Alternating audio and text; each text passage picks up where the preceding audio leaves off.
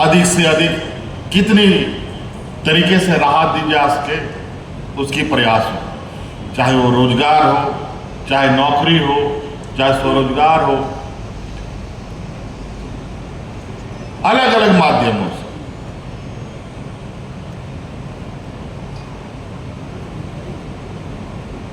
हमसे अधिक लंबे समय तक तो इन लोगों ने इस राज्य में राज किया और मैं इनको चुनौती देता हूं, इसी प्रभात तारा मैदान में आकर के हमसे डिबेट कर ले, इन लोगों ने इतने वर्षों में क्या किया और इस चुनौती भरे 5 साल में हमने क्या किया है, उनको हम हिसाब देने के लिए।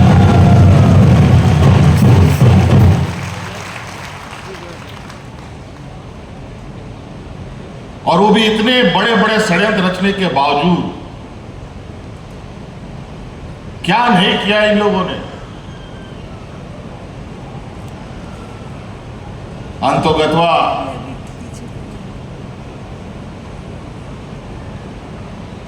न्याय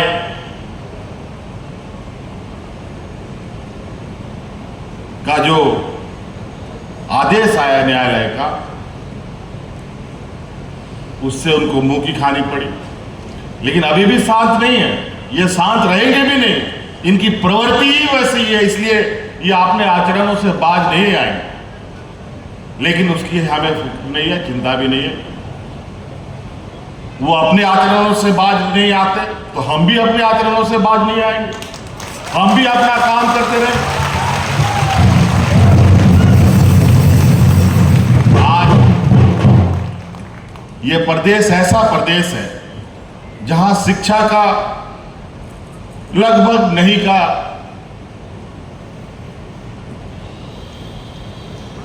इस राज्य को मूल रूप से मजदूर प्रदेश के रूप में जाना जाता रहा। ये तो हमारे कुछ मिशन भाइयों के बदौलत कुछ शिक्षा संस्थाएं बनी जहां तहां, उनके वजह से कुछ लोगों ने शिक्षा ग्रहण की, कुछ नौकरियां पाए, कुछ पदों पर गए। नहीं तो आज के दिन में भी कितने आदिवासी आपको मिलेंगे जज, कितने आदिवासी मिलेंगे आपको वकील, कितने आदिवासी मिलेंगे आपको जर्नलिस्ट, कितने आदिवासी मिलेंगे आपको IAS IPS।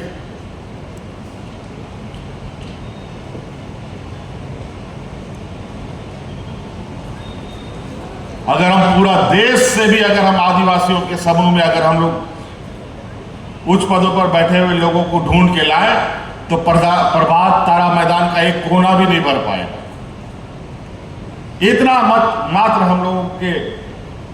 हम लोगों ने लक्ष्य हासिल किया है। इसीलिए हमने सरकार बनने के बाद शिक्षा के दिशा में काफी चिंतन मनन करके आगे बढ़ने का प्रयास किया और आपने देखा कि हम लोगों ने पहले चरण में स्कूल ऑफ एक्सीलेंस बना करके दिया ताकि हमारे राज्य के बच्चे भी प्राइवेट स्कूलों की शिक्षा ग्रहण कर सके। बिल्डिंग बना,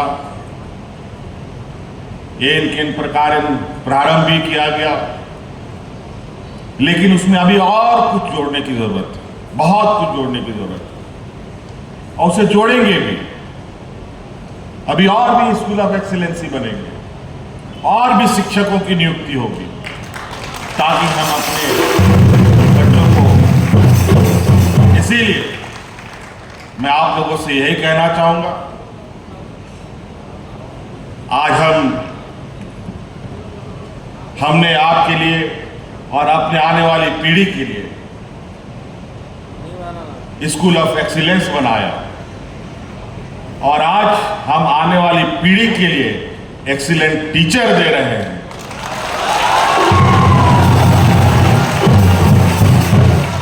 और मैं आप लोगों से यही उम्मीद करेंगे कि हम अपने आने वाले पीढ़ियों को इस तरीके से तैयार करें कि वो एक्सीलेंट रिजल्ट भी लेके बाहर आए।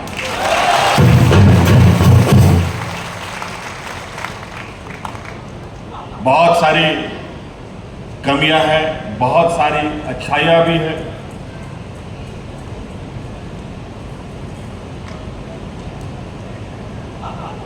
शायद नीति निर्धारण पूर्व में इस तरीके से हुआ कि बिल्डिंग बना दो तो अपने आप शिक्षा आ जाएगा। ये तो अजीब हालत है। ऐसा कभी होता है? कभी नहीं।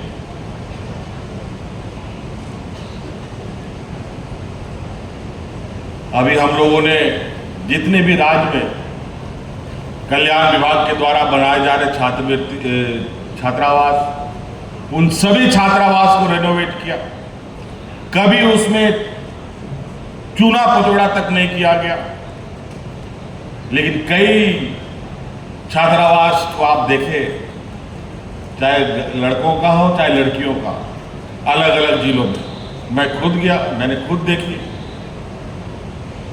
बहुत खूबसूरत बना, लेकिन उसमें बहुत बड़ी खामियां थी उन हॉस्टलों में कि बच्चों का खाने को लेकर समस्या। और हमने जेल जाने से भी पहले कहा था, वो सारी छात्रावास रिपेयर की स्थिति पे थे। मैंने कहा जब ये कंप्लीट होगा तो अब इन हॉस्टलों में जो हमारे गांव देहात के गरीब बच्चे रह के पढ़ाई करते हैं, उनको घर से चावल लाने की जरूरत नहीं, अब उनको खाना सरकार उसी हॉस्टल में उपलब्ध कराएगी। उसकी प्रक्रिया को भी हम लोगों ने तेज कर दिया है। बहुत जल्द उस पर भी हम लोग आगे बढ़ेंगे। कई सारी चीजें हैं बोलने के लिए। अगर हम उन सब चीजों को लेके बैठेंगे तो शायद बहुत लंबा वक्त लग जाएगा। मुझे और भी कार्यक्रमों में बाहर जाना है, इसलिए आज आप लोग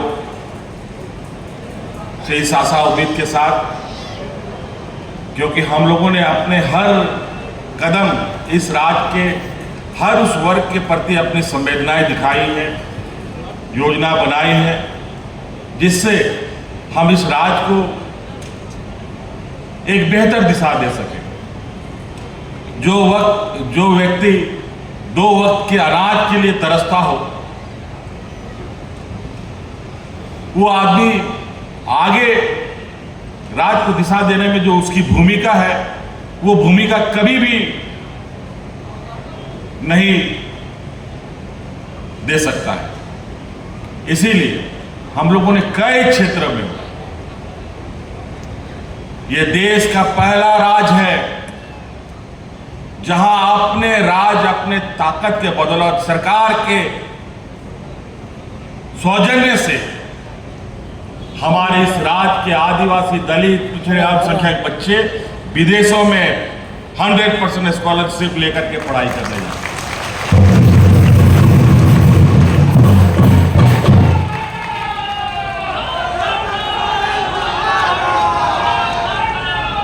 कई ऐसे चीजें, बूढ़ा बुजुर्ग का सर्वजन पेंशन, हमारे केंद्र सरकार की तो नीतियां ऐसी कि सभी लोगों का पेंशन खा जाओ, इनको पेंशन अब नहीं देंगे।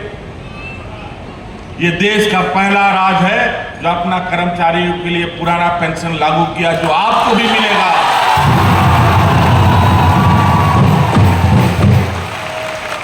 केंद्र सरकार की नियुक्तियां पहले तो मिलती कि नहीं मिलती, अलग चुनौती। मिल जाने के बाद उसके बाद का भविष्य क्या होगा, इसका अंदाजा आप नहीं लगा सकते। आज के दिन में जिस बुजुर्ग को पेंशन नहीं मिलता है, तो इस राज्य में, इस देश में इतनी गरीबी है कि उसका बेटा भी बूढ़ा बूढ़ी को छोड़ देता है। आज इसीलिए चाहे वो राशन के दिशा में हो, चाहे पेंशन की दिशा में हो, हमारी बच्चियां विशेष रूप से एक धारणा है, गरीबों और गरीब गुरुआ क्या सोच सकता है अधिक से अधिक, उस समय काटता है बेचारा। घर में अगर उनके बाल बच्चे हैं, 2 लड़का 2 लड़की या 1 लड़का 1 लड़की, लड़की बेचारी 8वीं 9वीं पास करती नहीं है, उसको उसके लिए लड़का ढूंढने लगता है, जल्दी ब्याह कर दो। और रोज सरकार ये कानून बनाती है, सर्व शिक्षा, फलना सिलना, दुनिया भर की योजना बनाती है, लेकिन गरीब के पास उससे कोई उसको लाभ नहीं होता। इसलिए हम लोगों ने लड़कियों को प्रोत्साहित करने के लिए फूलोबाई सावित्री योजना लाया, जिससे आने वाला समय में वो बच्ची को ये पढ़ने को लेकर घर में वो बोझ ना बने।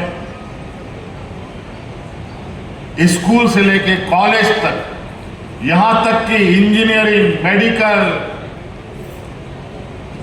वकालत, कोई भी सब्जेक्ट आपको पढ़ना है, उसके लिए हम लोगों ने गुरुजी क्रेडिट कार्ड भी शुरू किया है।